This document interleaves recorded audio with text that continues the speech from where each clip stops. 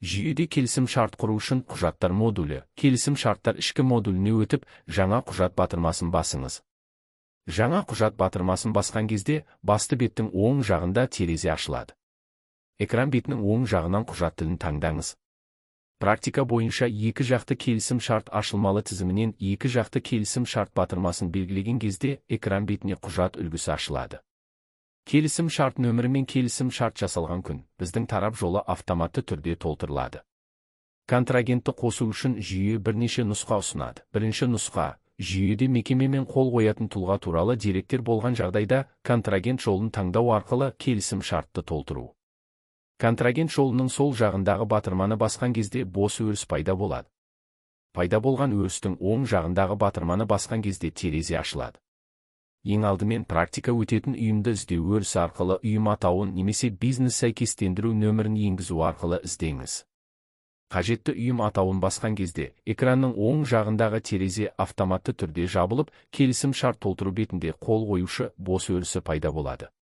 Қол қоюшы жолындағы батырманы басқан кезде, экранның оң жақ бөлігінде терезе ашылады. Терезеде сіз көрсеткен ұйым тарапынан қол қою құқығы бар контрагент тізімі ашылады.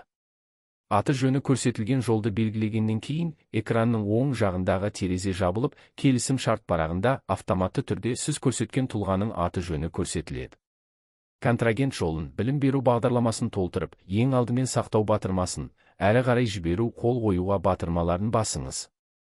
Қол қоюға батырмасын басқаннан кейін, келісім шарт қол қоюда күйін алады.